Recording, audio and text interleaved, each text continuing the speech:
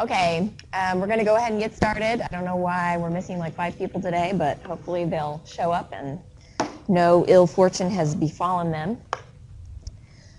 So today is lecture 13, and we're almost to the halfway point in the semester. There's 2 more lectures, and then we have our exam, which kind of marks the halfway point, which is good news for you if you're underwater this semester. Bad news if you are going to miss this class so much that you might cry, but probably that's fewer of you than others. Homework is due on Tuesday. Hopefully you've already gotten started on it. It's a big assignment, and it will be the brunt of what we cover on the test or on the exam. That you really do need to know how to solve these problems independently. I'm still seeing some things in the homework that are a little bit alarming to me that make me think that people aren't actually doing it. They're just copying it from another source. But I can't spend all my time trying to catch cheaters. I'd rather focus on teaching. So if you're a cheater, just shame on you, and we'll move on from there. Today we're continuing our discussion of steady state devices. So we're going to talk about a couple more, I think 3 more today. And we're going to do, again, lots of example problems. So if there are difficulties, if you have questions, please stop me and ask those questions, because chances are you're not the only one who has the question. And it's important to understand the methodology of solving these problems.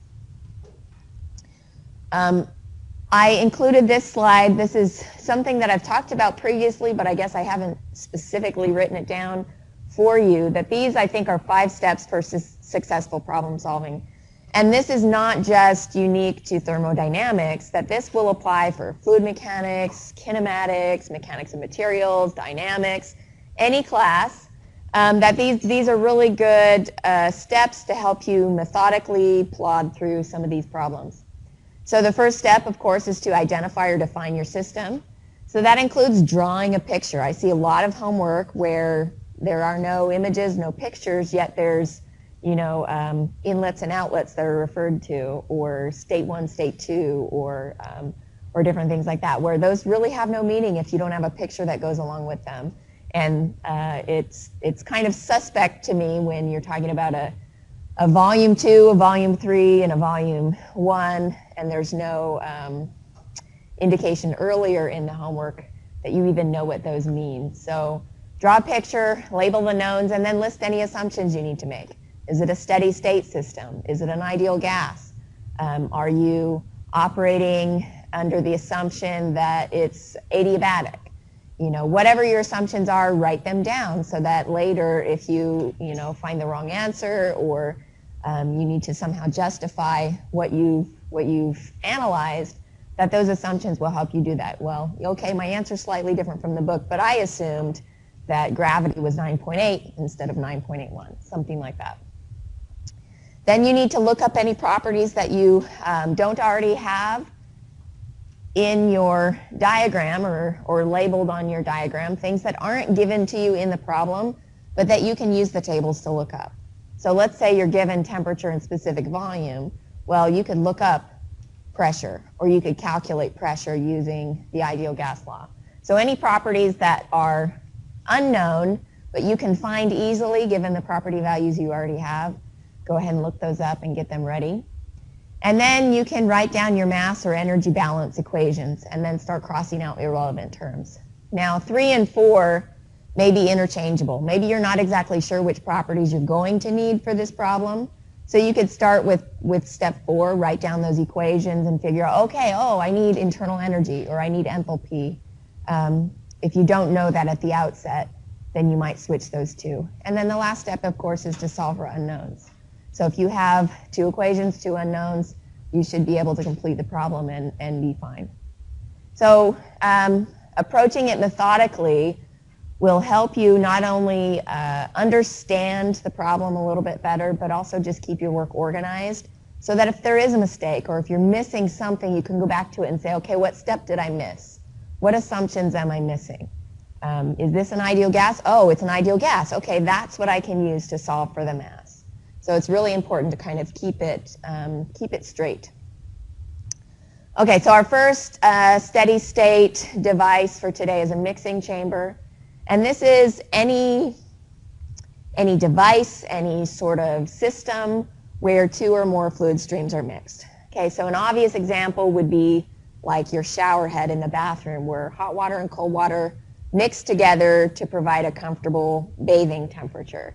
Other examples of that would be like a washing machine or your kitchen sink or in an air conditioning system. Hot air and cold air are mixed to provide the appropriate temperature for your HVAC system. Okay, so there are lots of different examples where that's the case, and usually it's a non-work producing or consuming device. Sometimes there will be like a shaft inside the mixing chamber to stir things up and mix it a little bit easier, but usually it's not. Usually there's not any work involved, and Q is approximately equal to 0 unless it's otherwise given. But like in a typical shower head, you're not worried about the heat losses from the water as it's coming into that particular elbow. And then the kinetic and potential energy changes are usually quite small in practice, and we can ignore them. Okay. The mass flow rate in is equal to the mass flow rate out. But in this case, you usually have two streams coming in and one stream going out. Two or more streams coming in and one stream going out. So you can't just say that M1 equals M2 because you're going to have multiple streams. However, you can say that whatever's coming in is equal to whatever's going out. So if you have your outlets numbered, which again, it's important to have a diagram with numbers on them that you can follow, then you could say like the mass flow rate of the hot water plus the mass flow rate of the cold water is going to be equal to the mass flow rate of the warm water as it comes out of the shower head. And then when we perform the energy balance, if we neglect all these other terms, work, heat, potential energy, kinetic energy, then we're just left with the sum of the mass flow rates times the enthalpies of each stream. Okay, so when we perform that balance, we can write everything down individually. Okay, so here is an example of a mixing chamber, just a very simplified version of it. You have two different streams coming in. The inlet conditions are given, and then the pressure of all of those streams is the same at 250 kilopascals, I believe is all the streams are at the pressure of 250 kilopascals. So you're given some inlet conditions, you're given some outlet temperature and pressure. This particular problem wants you to determine the mass flow rate of the cold water stream. Okay, so in this problem, we've identified the hot water stream as stream 1, the cold water stream is stream 2, and then the outlet stream or the warm water stream is stream 3. Okay, again, very important that you understand what your subscripts mean. Okay, so having a diagram really helps with that, particularly when you have multiple streams, because it's not just one in, one out, you have two in and one out. So if I were to look at this problem and following my 5 steps, what would be the first step and what do I want to do? Okay, define the system, and what would be a system that would make sense in this case? Okay, it would be an open system, yeah, it's important to recognize that, so mass is crossing the boundary of the system. And what would be the boundaries? The pipes, okay? So we can, in this case I didn't draw it, but we could imagine that there's our system is like a Y, and we could just draw the boundaries of the system like this. So we have an inlet here, and then an outlet at the bottom. And we could be really specific and draw our boundaries exactly as the pipe itself, but if we just draw a big box like that, that's the same too. Because in this case, volume is not going to be very important for us, so we don't need to worry about the volume of it. Okay, so we've identified the system. There's a picture up there already drawn with some labeled knowns. What is step 2? What assumptions can we make about this system?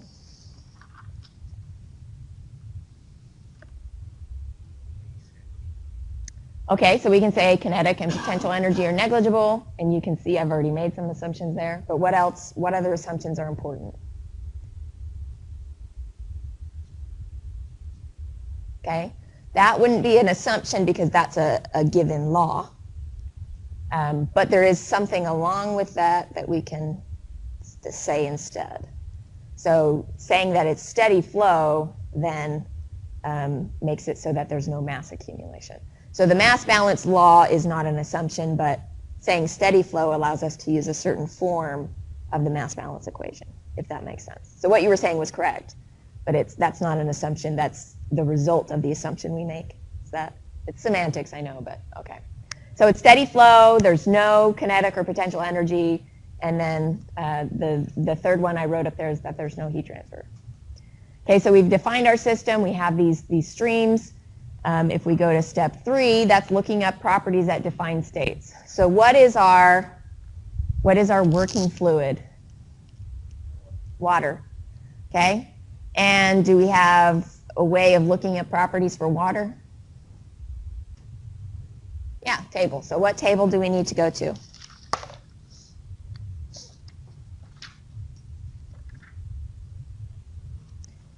Okay, A4. So A4 is the saturated water table.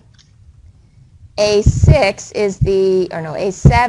is the compressed liquid water table. The problem with that table, which we're operating with liquid water right now, the problem with that table is it starts at 5 megapascals. So it doesn't really do us any good. Instead, we make the incompressible assumption that our specific properties, U sub F or H sub F, at whatever temperature we're dealing with are going to be equal to our H or our U. That would be U, and that would be H. Okay, so we look up U and we look up H instead of using the compressed liquid table because we're not operating at a high pressure. 250 kilopascals is higher than atmospheric pressure, a little more than double, but it's not at the pressures that would require us to use the compressed liquid table. Okay, so we use the U sub F or H sub F or V sub F values of the saturated liquid water table, A4, and we have to look it up at the temperature. We can't use the pressure to look those property values up. So at 80 degrees Celsius, let's just look up our enthalpies. So we're going to call this 1, 2, and 3 to match our diagram up there. So state 1 or state 2 and state 3. Okay, even though it's not, we could say inlet 1, inlet 2, and outlet 3, or however we want to do it, but just the 3 distinct positions on our diagram. So what property values do you think that we will need or be required to look up?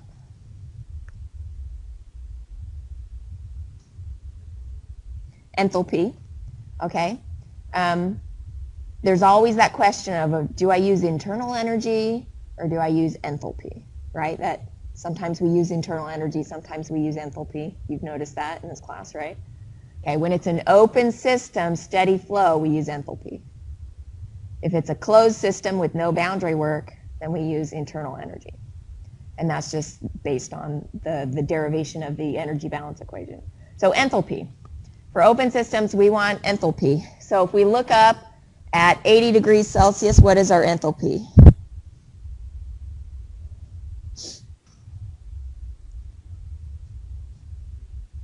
At 80?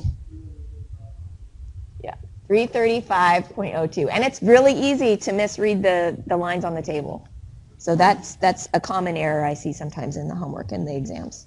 So just be careful about that. So 335.02 kilojoules per kilogram. What about at inlet 2? What's the temperature there? Okay, 20 Celsius. So what is the enthalpy? Yeah, 83.915 kilojoules per kilogram. And then for the outlet, what is our temperature?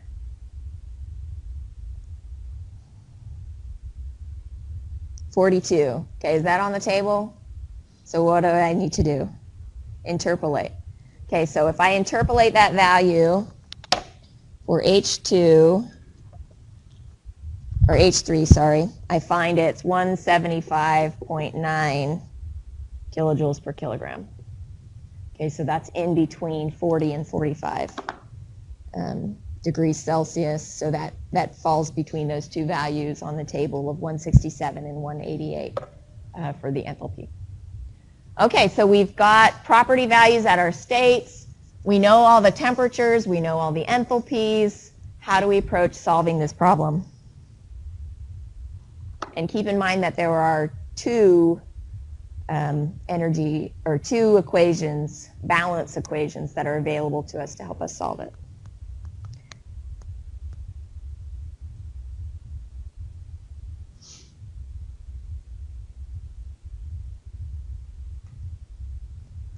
Okay, so what mass and or energy balance equation do we want to use? One or both? What do you think?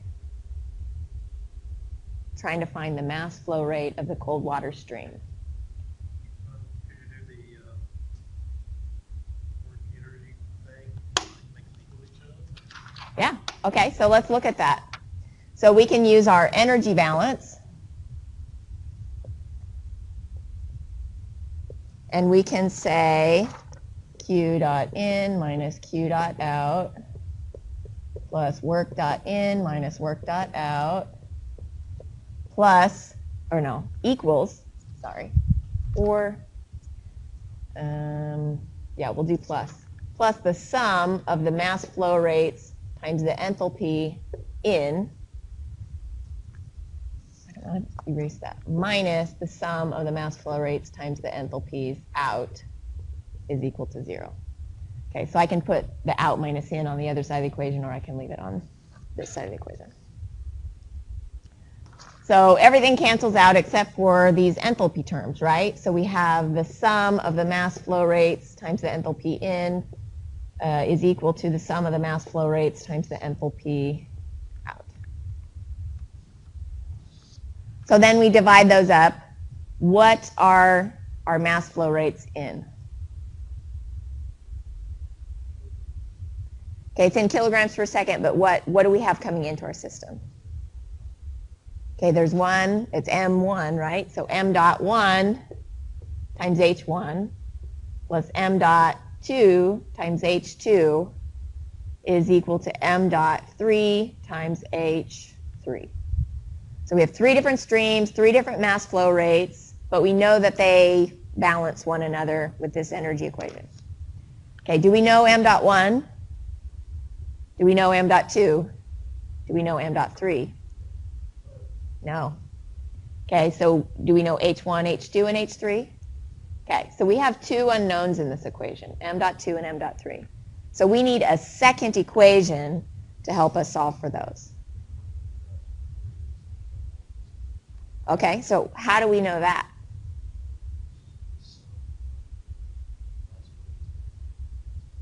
What is that called? You're there, you're there. This is the energy balance. What is this thing you're talking about? Mass balance, right? Okay, so then we apply this second law, mass balance, that the sum of the mass flow in is equal to the sum of the mass flow out for steady flow. So we can say M dot 1 plus M dot 2 is equal to M dot 3.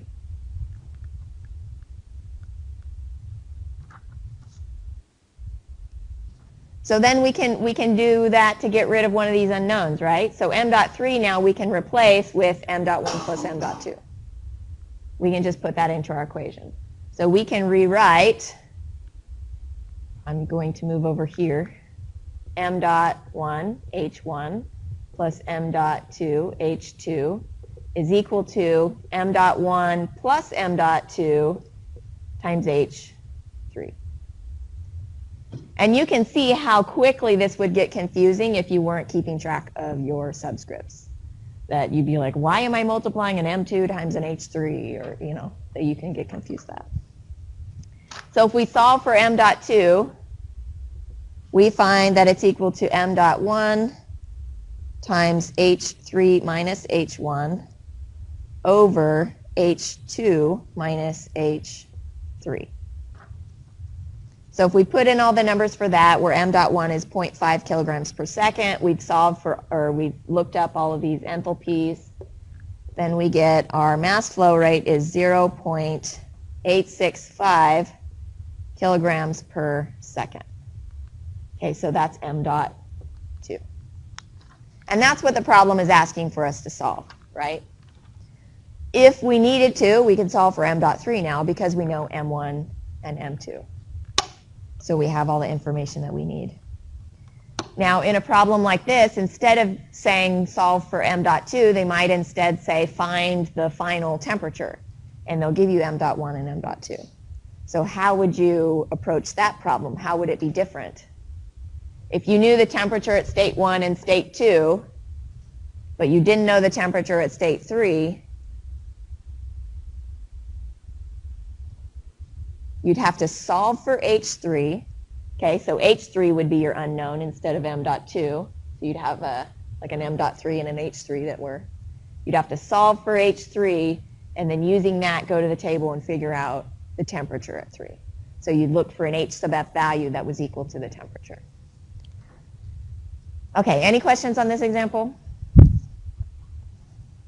So we use the mass equation for everything, Pretty much. right?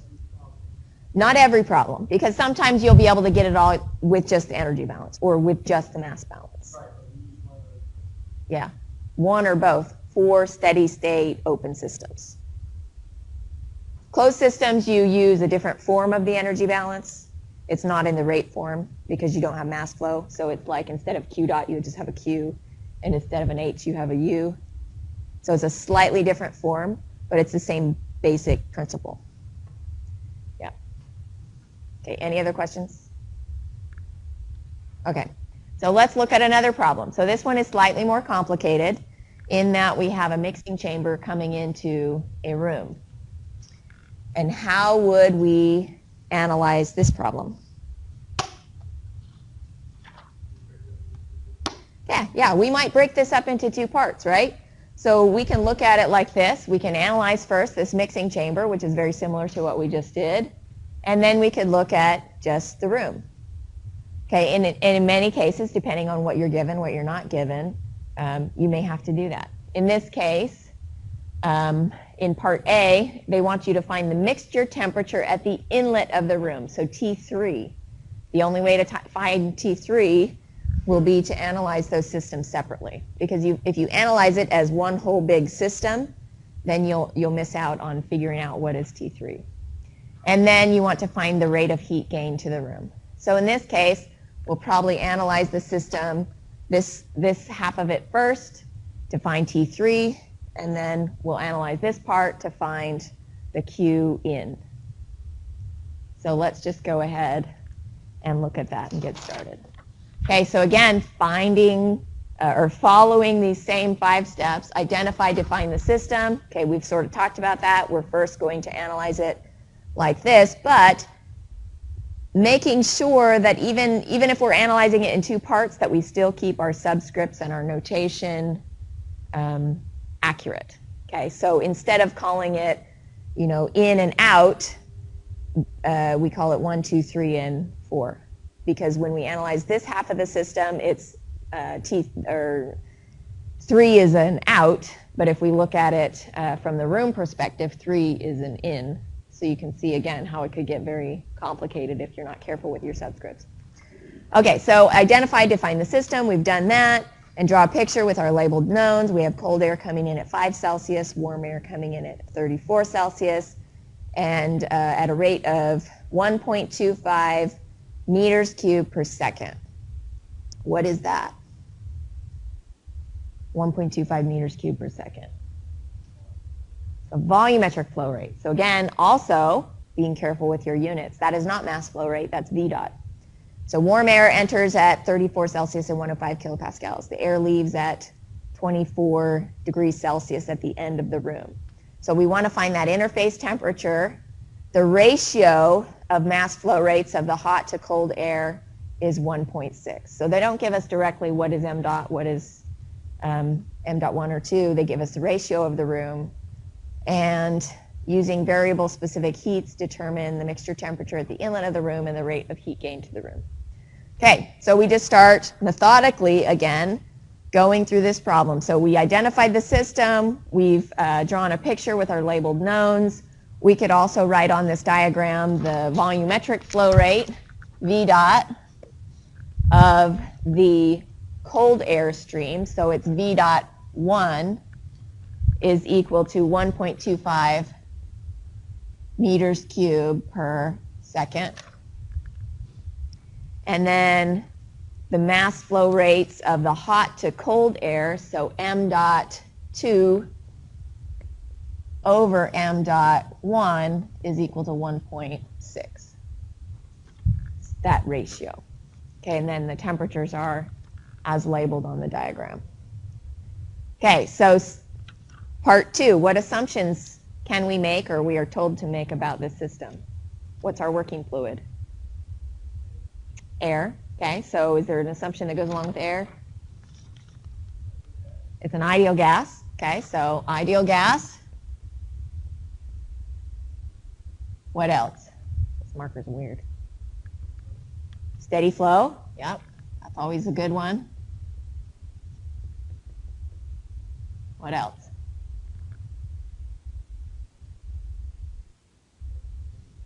Okay, so delta KE, delta PE equals 0.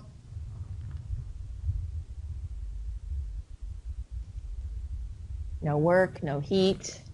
W dot Q dot equals 0. Well, no. Work, yeah. In this part, we assume it's insulated, but in the room, we don't. So for the first part, Q is equal to 0. So system 1, or A, we'll call it A, Q is equal to 0. I don't like this marker. Okay, what else? There's one more they tell us within the body of the problem itself.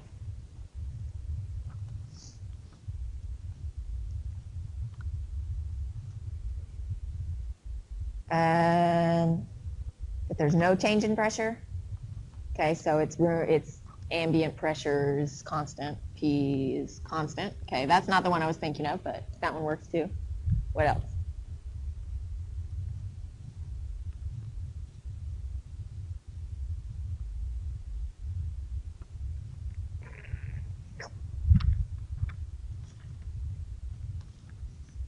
Variable specific heat.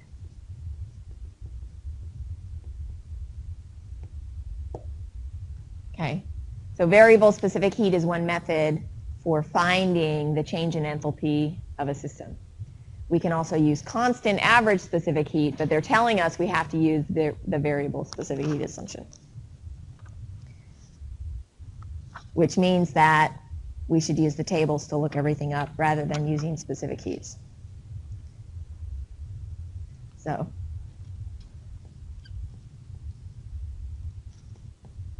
this marker's also awful. There's my good one. Okay, so let's get started on the problem. So we're at step 3, look up properties at defined states. So we have tables for air in the back of the book where we can look up enthalpy. It's table A17. So we can look up H1, H2, H4. We can't look up H3 because we don't know the temperature. So what is H1? And we're going to have to do all of these by interpolation, so I'll just write them down. So at 278 Kelvin for H1, we get 278.13 kilojoules per kilogram. H2 is 307 Kelvin, so we get 307.23 kilojoules per kilogram. And H4 is at 297 Kelvin, so we get 297.17 kilojoules per kilogram. So we've looked those values up. Now we can move on to step 4.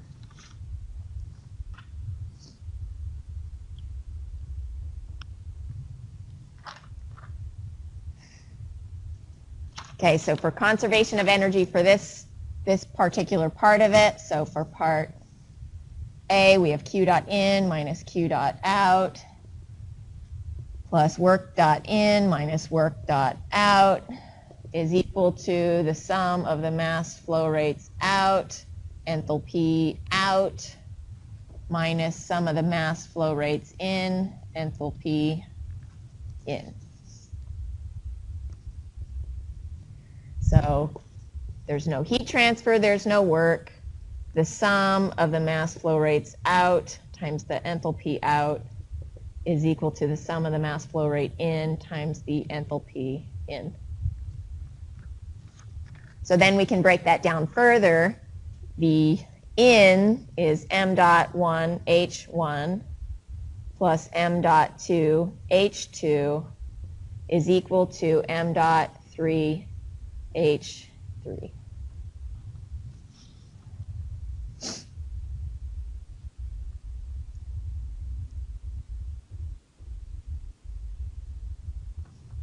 Okay, do we know m dot 1?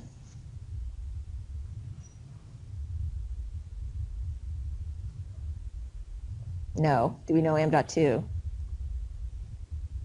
No. Do we know m dot 3? No. We've got a mass flow rate problem right now. So we need to tackle that first. Okay, we're given a volumetric flow rate for 1. How do we turn a volumetric flow rate into a mass flow rate?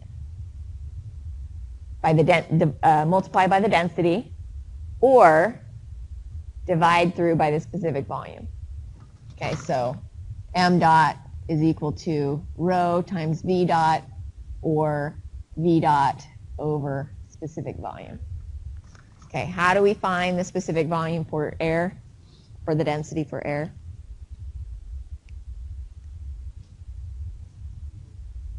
Google. No, not in this class.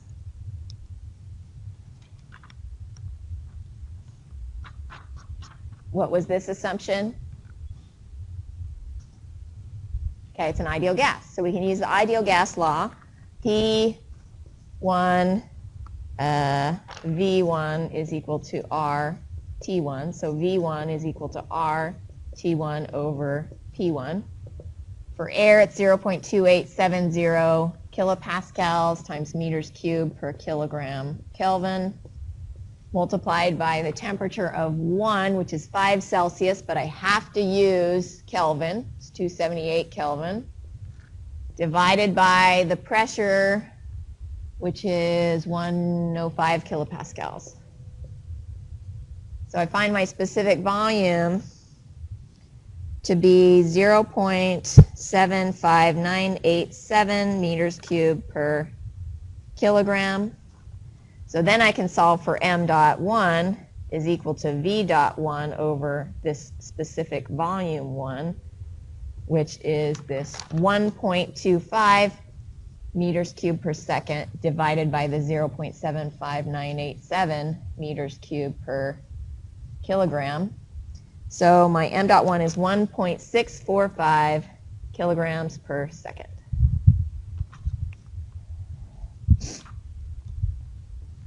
Okay, so now m dot 1 is known. What about m dot 2? Okay, we have to use this ratio. So m dot 2 is equal to 1.6 times m dot 1. So m dot 2, if we do that, is 2.63 kilograms per second. Okay, m dot 2 is known. What about m dot 3? We can solve for it using mass balance. Mass balance, yeah, we're getting there with the nomenclature. Okay, so m dot 3, if we do our mass balance, is equal to m dot 1 plus m dot 2. So m dot 3, we have m dot 1, m dot 2. M dot 3 is 4.275 kilograms per second. So now we know m dot 3. We know H1, we know H2. Our only unknown is H3. Okay, we don't want H3, we want the temperature, but we're going to have to use H3 to find the temperature. Okay, so if we solve for H3 and we put in all the numbers, we get H3 is equal to 296.03 kilojoules per kilogram. Okay, so H3 is going to be equal to this m.1H1 plus m.2H2 divided by m.3 is what it ends up being. And then if we just plug in the numbers for that, for time consideration, I'm not doing that, we get 296.03. So then we go back to table A17 and we say, okay, where is the enthalpy, 296.03? And by interpolation, we find that that corresponds to a temperature of 295.9 Kelvin, which is 22.9 degrees Celsius. Okay, so the temperature at state 3, or at outlet 3, which is inlet 3 to the room, is 22.9 degrees Celsius.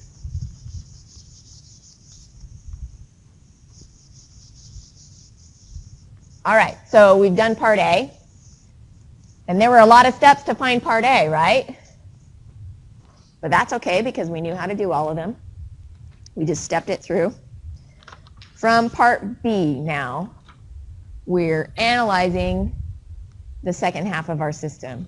So we're looking at the room itself, and we identify the components of the system. So for our room, we have air coming in at 22.9 degrees Celsius and leaving at 24 degrees Celsius. Okay, yeah, so we look, our enthalpy 3 that we solve for is somewhere up there. Oh, 296.03. So if we go to table A17, we look at the table and we say, okay, where is the enthalpy equal to 296.03? And if I look on the table, it's in between 295 and 298 Kelvin. Do you see that? So at 295 Kelvin, we have 295.17. At 298 Kelvin, we have 298.18. So the enthalpy that we solve for, the 296.03, is in between those two values. So then we say, okay, I know this, I can figure out the slope of the line for the enthalpy portion by using the 296 minus 295 over 298 minus 295. And then you set that equal to the T2 minus T1 over blah, blah, blah, and solve for T. So it's like reverse interpolation, kind of. It's still interpolation. An interesting thing of note, you may have already seen this, but if you look at the temperature and the enthalpy, they're almost the same value for air. Did you guys notice that? Why do you think that is? No idea? Okay, so let's look at, if we recall from a couple lectures ago, that enthalpy is a function of temperature only for an ideal gas. If we look at table A, what is C sub P? I mean table A2, table A. A2A, what's C sub P? Yeah, it's almost 1.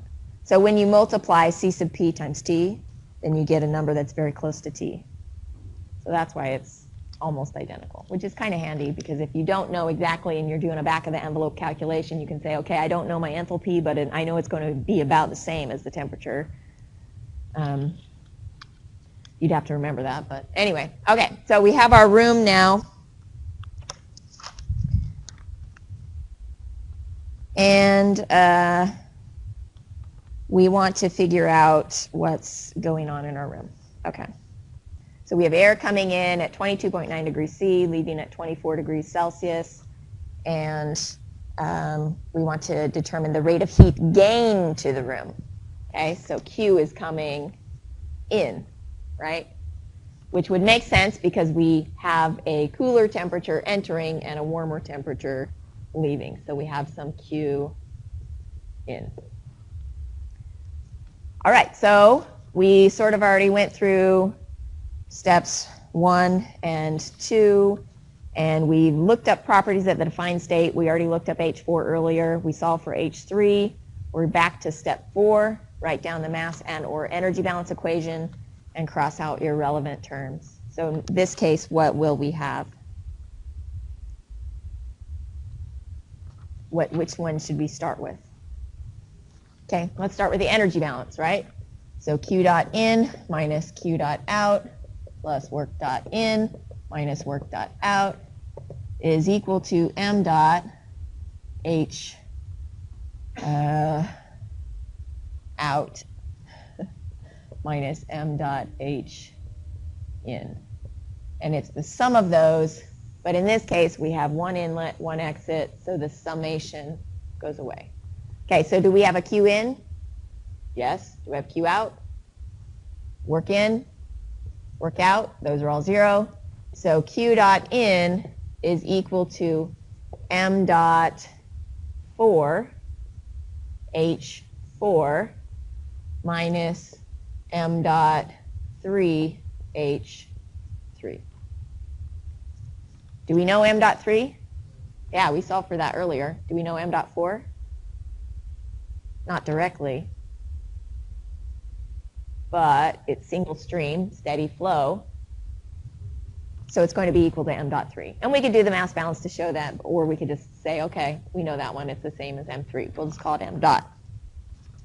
We looked up H4 and H3, so we can calculate Q in is equal to M dot 3 times H4 minus H3. And if we put in the numbers for that, we get 4.87 kilowatts. Okay, so we know all these values already. Okay, any questions on that? All right, so mixing chamber problems will all be very similar, where you have sometimes multiple inlets, multiple outlets, depending on what's going on, and you just step through it the same way. Okay. Heat exchangers are similar to a mixing chamber, except for in this case, even though you have multiple fluid streams coming in, they don't actually mix. Okay, so mixing chamber, by definition, the fluid streams come into contact with one another inside the chamber. So usually in a mixing chamber, you're dealing with fluids of the same variety, but a different temperature, sometimes different pressure, but usually they're the same pressure, same variety. So it's like everything is water, but it's coming in at different temperatures because you're trying to achieve some middle ground temperature. Occasionally, it'll be mixing different types of fluids, like if you're trying to dilute something or change the temperature in that way and also dilute. But usually it's the same stuff. Heat exchangers, however, are usually, not always, two different types of fluids. And that's not a given. But you want to exchange heat from one fluid to another without mixing the two fluid streams together. So, for example, you can have hot oil that's maintained at a very high temperature that is used to heat up cold water, or like in a pasteurization process, they heat the milk. And this is quite interesting, actually, because they have this pasteurization section. They heat the hot milk to destroy the bacteria, ruin any pathogens that might be in it. But then they use that hot milk to preheat the cold milk that's coming in. And in so doing, this hot milk is cooled down and the cold milk is heated up. So it's like an energy savings in the process. Which you'll see a lot with manufacturing is that they try to utilize this heat in a way that's useful. So they have to make that have to make that milk hot in order to kill bacteria, but then they have to cool it back down for storage. So there are ways to recoup some of the energy expense by utilizing it in other ways. So it's nice to look for things like that. So you can see a lot of different situations where it might be useful in a heat exchanger that you would find like in a radiator. There's liquid water in your radiator, and coolant, and air flows over it. So that's also a heat exchanger. So there's two different fluids involved, even though we don't often think of air as a fluid because we think fluid means liquid. That's not true. Fluid means something that flows. So air is also fluid. And usually in heat exchangers, you don't have any work interaction. Kinetic and potential energies are 0. But Q is tricky. Not tricky if you're paying attention, because if you take the entire heat exchanger as the system, including the fluid, both fluids, then it's 0, meaning there's no heat transfer to the surroundings. It's an insulated system, isolated system. However, if you look at each fluid individually, then there's heat being transferred between them. So there's usually a hot fluid and a cold fluid, and heat is transferred from the hot fluid to the cold fluid. So that's the whole purpose of a heat exchanger, is to exchange heat between these two fluids. And it's useful to us in some cases to analyze it as the whole system, and in other cases to analyze each fluid individually, which is kind of nice because it gives us 3 options for applying mass and energy balance, which gives us up to 6 equations. So we can have multiple unknowns and still be able to solve for all of them, okay? Because we have more equations and systems at our disposal to analyze. So let's do an example of that. This one, actually I think I have, let's do the second example. This one is in your book. It's example 5-10. So you can look at it on your own, but for the sake of time, so we can get through more, and if we have time, we'll come back to this one, but let's just go to 586. Because in this case, there's steam entering the condenser of a steam power plant at 20 kilopascals and a quality of 95%. With a mass flow rate of 20,000 kilograms per hour. It is to be cooled by water from a nearby river by circulating water through the tubes within the condenser. To prevent thermal pollution, the river water is not allowed to experience a temperature rise above 10 degrees Celsius. If the steam is to leave the condenser as a saturated liquid at 20 kilopascals, determine the mass flow rate of the cooling water required. Okay, so this is a good real-life example because this is something that could be encountered in practice in engineering design. So there are a lot of constraints that need to be met in a steam power plant. One is that you have this waste heat from your turbine that is in the form of steam. Okay, it's very difficult to pump steam. You can't move steam from one place to another very easily or very readily aside from huge ductwork. That it's not efficient to do that. So they have to condense it into liquid water so that it can be pumped back to the initial station, okay? Because in many cases they reuse the same steam or same water throughout the process. It's a closed loop process, both to avoid environmental contamination but also just for money savings because water costs money. Okay, so but in order to do that, they need to cool the steam down, and they try to use free resources when they can. So a river nearby is a free thermal heat sink, but to avoid thermal pollution, they don't want to return the water to the river at a high temperature because that kills the fish, it can cause algae blooms, and there are a lot of problems involved with that. Okay, so this is a good real-life problem to think about. And we don't know the temperature of the stream as it's coming in. We just know this constraint that it can't rise by more than 10 degrees Celsius. Okay, so let's identify our system, and we can look at it as the whole thing. We can look at it as the individual fluids. We may need to do multiple versions of this problem depending on what we're trying to solve for. But how should we approach it? Do you want to look at it all together or each one individually? Okay, we can look at it all together first, and then we'll find out we need to look at each of them individually. So I'll save you that step. And you don't often know at the beginning of the problem. You may not know. You may be like, I'm not sure, so I'm just going to start with one, and if I have unknowns, then I'll move to the next. In this case, because I'm really concerned about the temperature of that river, and I know that it can't rise more than 10 degrees, I probably need to know how much heat is going into it. So in this case, just thinking about it, like I probably want to know the amount of heat transfer to that river and to the stream. So in order to find that, I have to look at it individually. So it's heat transfer into the river, which will be heat transfer out of the steam. Okay, so let's first just perform the energy balance on the steam. So if we look at our system as the steam that's coming into this condenser system, and then when it hits the cool pipes from the river water, it condenses into liquid water. So it comes in at a quality of 95%. What does that mean? 0.95. Okay, physically, what does it mean? Yeah, it's 95% vapor, and we want it to leave as a saturated liquid. So we want it to be 0% vapor or 100% liquid water. So come in at a quality of 0.95 and leave at a quality of 0. And then the mass flow rate is given to us in terms of kilograms per hour, which we'll know we need to convert into kilograms per second. So if we just look at this part of our system, we have an inlet and an outlet.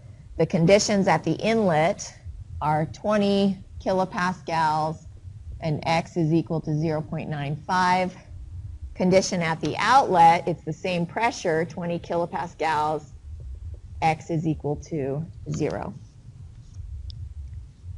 And then our mass flow rate, m dot, is equal to 20,000 kilograms per hour, which 1 hour is 60 seconds, so we can convert that to a more useful form, which I did on the fly within the equation, so that has some value that you can calculate. Yeah. Sorry. I was thinking minutes. Yeah, divided by 3,600. I wrote that here. Okay, so we have our assumptions. It's water in a saturated liquid vapor state. It's steady flow. We looked up we defined our states. Now we need to look up the properties at the state. So we can say that this is 1 and this is 2. So at state 1 or inlet 1, what are our property values?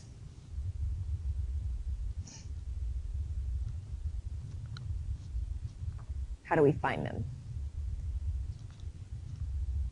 Okay, so it's a liquid vapor mixture, and we need to go to table A5 because we know it's 20 kilopascals.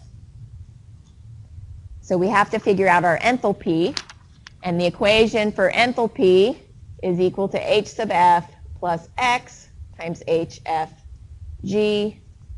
So H1 is equal to 251.42 plus 0.95 times 2357.5.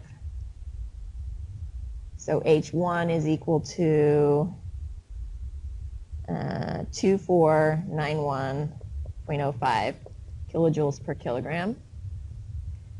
State 2 is a little easier because H2 is just equal to H sub F, right? So our quality is 0 at the outlet.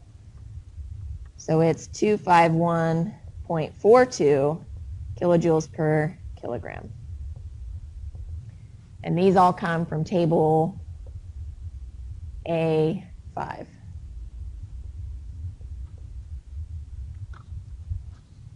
Okay, so we've done part 3. Part 4, write down mass and or energy balance. In this case, we have steady flow, single stream, so we know we're only going to have a single m dot.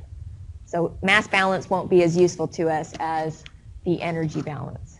So we have Q dot in minus Q dot out plus work dot in minus work dot out is equal to m dot times H2 minus H1, or H out minus H in.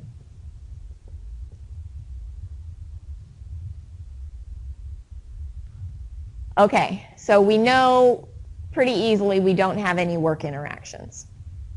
The question is, are we going to have a Q in or a Q out? What? For this system. Okay, so we have our Q is going some direction. Is it going out of this system into this one, or out of this system into this one? Okay, So yeah, it's going out of our steam into the river water, right? So we don't have Q in, we have Q out. And it's very important that you keep that minus sign. So negative Q out is equal to m dot times H2 minus H1. Negative Q dot out is equal to that 20,000 kilograms per hour times 1 over 3,600 seconds times 2491.05 minus, oh wait, yeah. Because that negative sign's still over there. 251.42 minus 2491.05. Okay, yeah, so H2 minus H1. This ends up being a negative quantity, so that takes care of that negative sign. Q out is equal to 1244.2 kilowatts.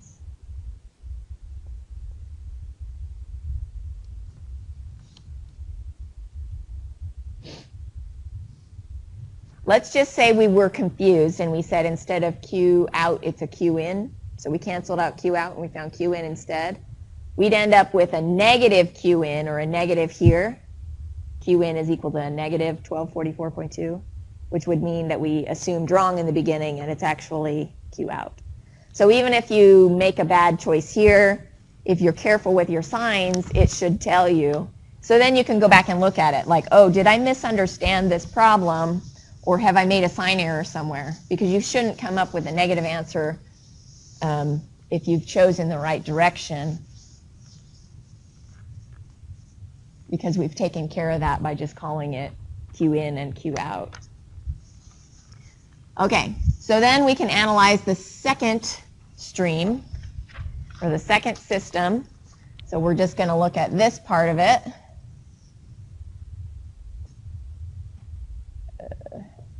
Okay. What do we know about that? Okay, we know Q in, yeah. Q in, Q dot in, the rate of heat transfer in. What else do we know? Do we know T, let's call this 3 and 4. Do we know T3? Do we know T4? Now, what do we know? Okay, we know that T4 minus T3 cannot be any greater than 10 degrees Celsius.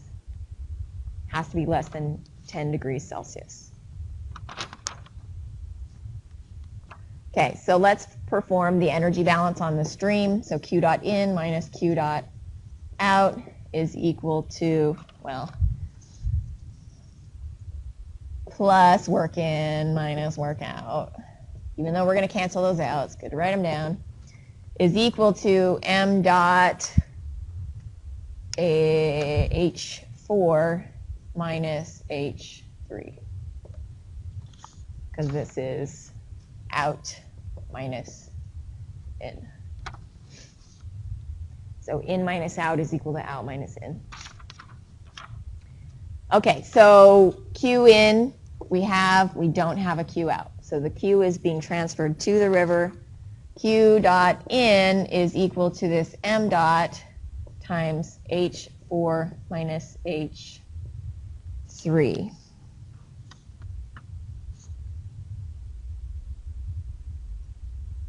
Okay, what are we trying to solve for? This one, right? This mass flow rate of the stream. Do we know H4 and H3, or can we look them up? No, unfortunately. But what do we know? That the temperature difference is 10 degrees, right? So is there another relationship that, or another equation that relates temperature difference and enthalpy? Like maybe delta H is equal to C sub P delta T, something like that. Do you guys remember that? Okay, so in this case, that's what we need to use. So m dot is equal to q dot in divided by this H4 minus H3, which we can write as m dot, oh no, not m dot, sorry, C sub P times T4 minus T3. So we can look up C sub P for water. Liquid water is 4.18 kilojoules per kilogram.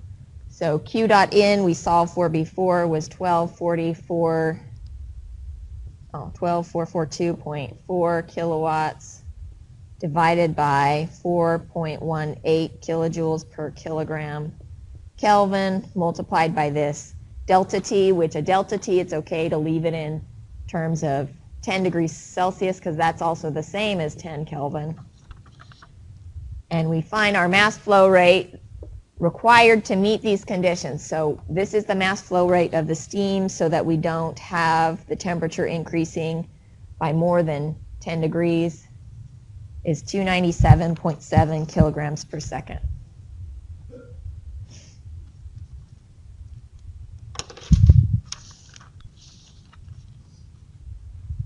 Okay, any questions on that?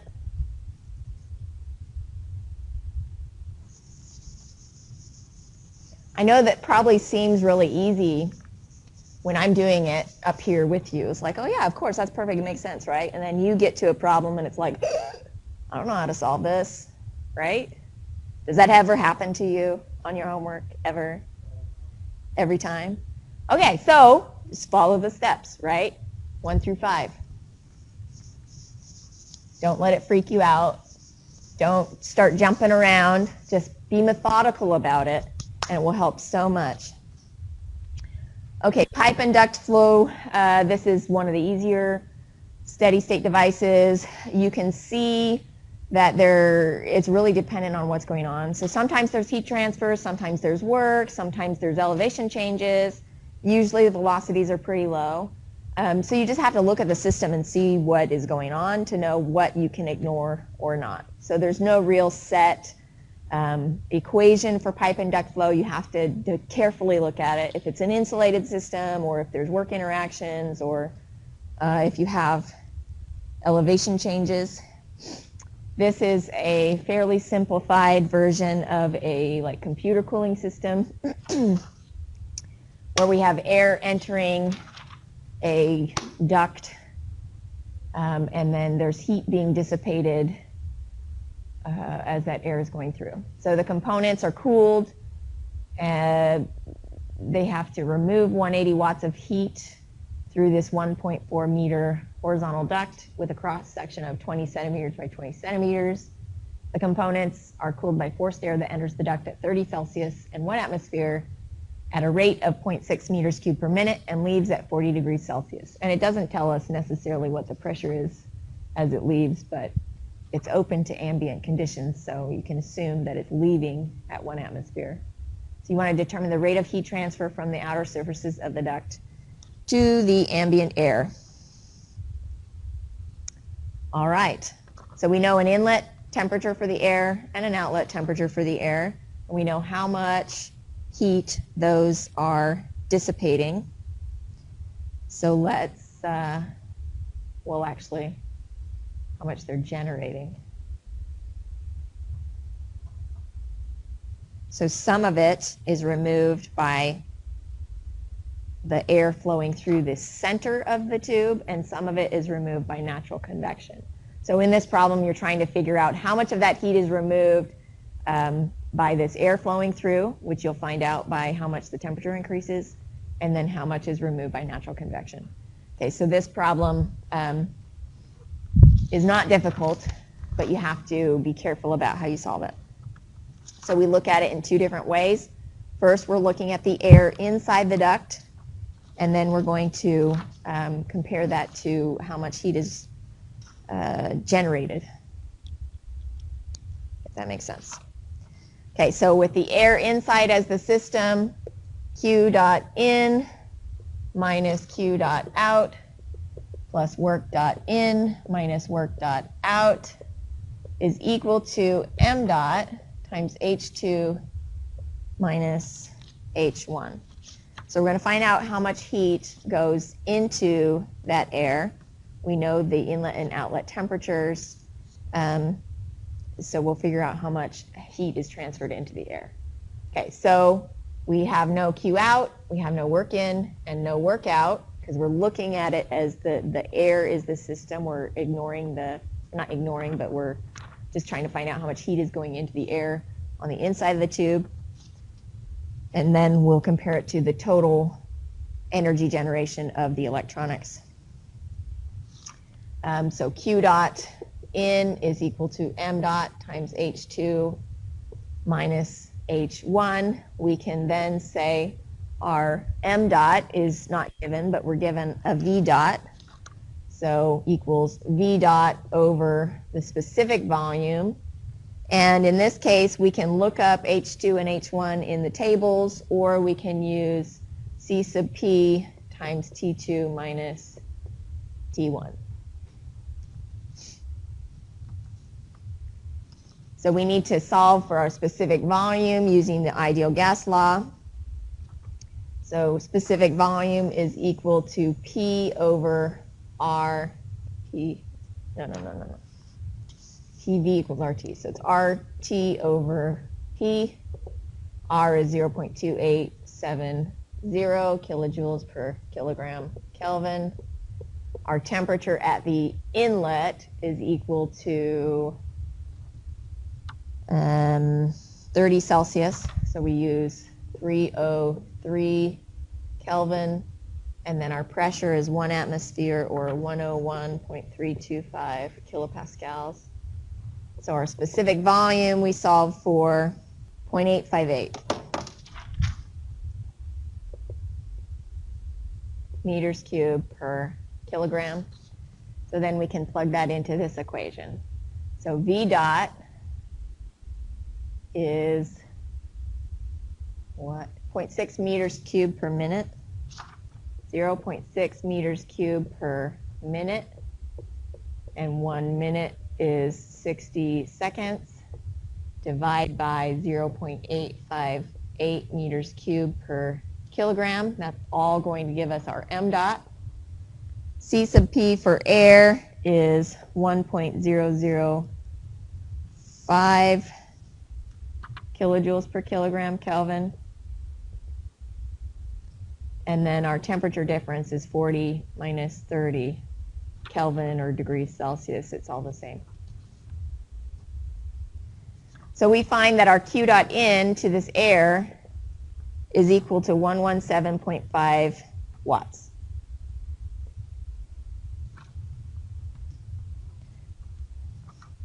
Which means that if our electronics are dissipating 180 watts of heat, that 117.5 of it is taken away by this forced air through the center, and then the rest is taken away by natural convection from the outside surface of the duct.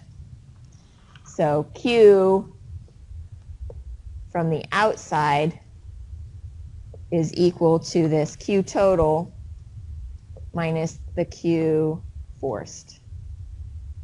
So we find that the outside is dissipating 62.5 watts of heat.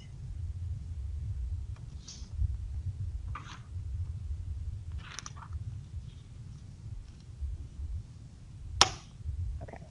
Any questions on that? All right, so there's one more problem. We won't have time to solve it, but this is another example of something that you would encounter in real life, where in electrical generation, that oftentimes they're using really high temperature steam, and they run it through a single stage of the turbine, but then there's still hot steam coming out of the exit, so they'll run it through a second turbine with different parameters to try to get more energy out of that steam before they end up cooling it and recirculating the water. However, sometimes they'll bleed off some of the steam that's coming out of the turbine to use as like a preheat for the water that's coming in, or sometimes they'll use it for another application. Bless you. So in this case, it's a two-stage steam turbine, and if we want to figure out the total power output of that combined turbine, there's a couple different ways to look at it. So we can look at the whole thing in which case we'll just have one inlet and two outlets because we disregard the part that's going back into the turbine. Or we can look at each one individually. So depending what the knowns or the unknowns are in this problem, you may do it one way versus the other. And we don't really have time to solve it, but I recommend to you that you give it a crack and see if you can solve it. And I'll tell you that work.out is equal to 15861.5 kilowatts.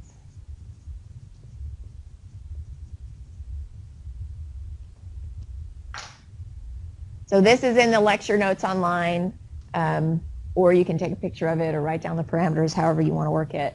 But I suggest to you that you try to solve this problem and see how it goes.